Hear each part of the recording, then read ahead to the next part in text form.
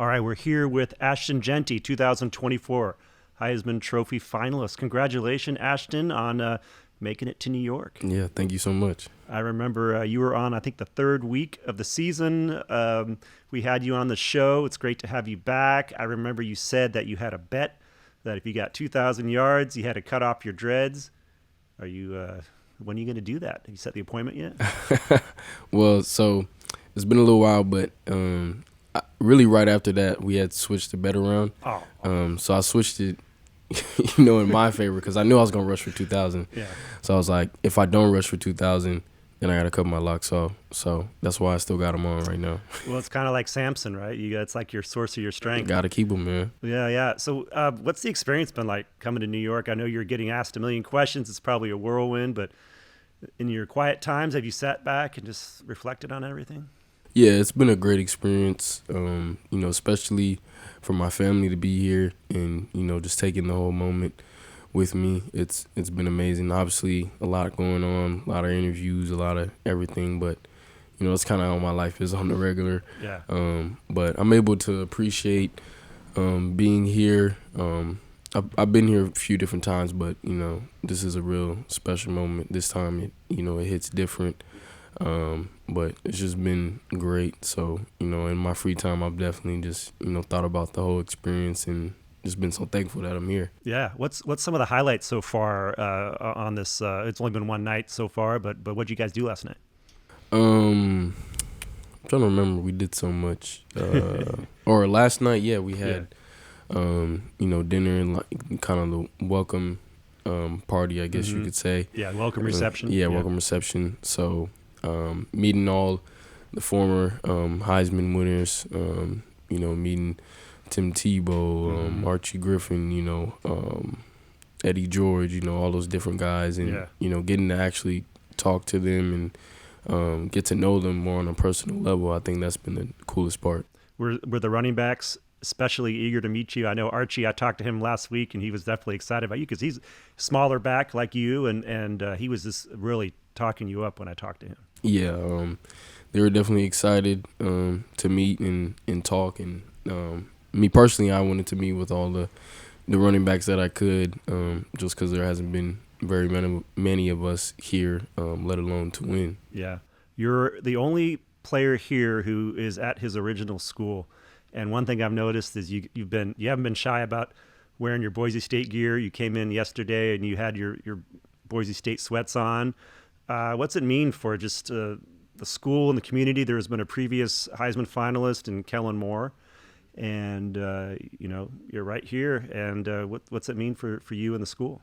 Yeah, I think it means a lot, especially, just in the the way college football is right now. A lot of players. Nothing against the other finalists, because everybody's story, everybody's path is different.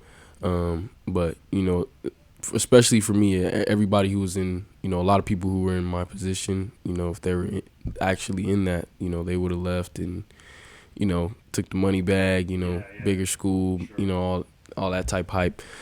But, for me to stay, and obviously outside looking in, a lot of people are like, what? Like, why would he do that? But this is exactly why I stayed, to help bring Boise State back to where it used to be, put Boise State back on the map. Obviously, it's been a little bit, of time since Boise State's been, dominant like this. And really when they were, it wasn't as much, media and attention on them, so to be the guy in this era to help them do that, I think it's just a blessing.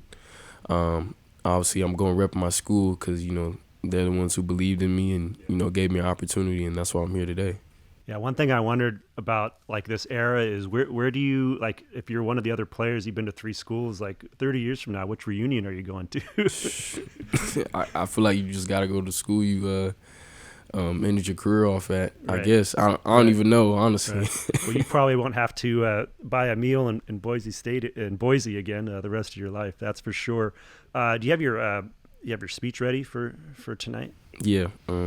I do have it ready. I was actually practicing it last night. Oh yeah, nice. Or what about your suit? Do you have a special suit for tonight? Yeah, real special suit. Can't give away too many details. You know, y'all see tonight. Yeah. You one of the great bits of swag that they give out. You got a great watch from Axia Time. I got it right here. Dude, what did you think? Are you a watch guy? When you got this watch, do you think that this will be like the John Karanis said, heirloom for you and your family? Yeah, I mean, I didn't think about it quite like that until he said it, but I've gotten into watches more recently, you know, as I've gotten a little older, I guess you could say. Mm-hmm. Just turned 21, you know, so yeah, I honestly, I could see it being something like that, you know, just because this is such a special moment, and you know, if one of my kids plays sports, and you know, it's kind of time to pass the torch, and you know, give them something, you know, special or something always to remember you by. I think it was a cool piece, or you know, just something to have. What was the most memorable moment of this season? It's been a special season, almost 2,500 yards rushing, 29 rushing touchdowns, just one of the most dominant seasons for a running back in history. You like the second leading rusher in this nation was like 600 or 800 yards, like a ridiculous amount of yards behind you.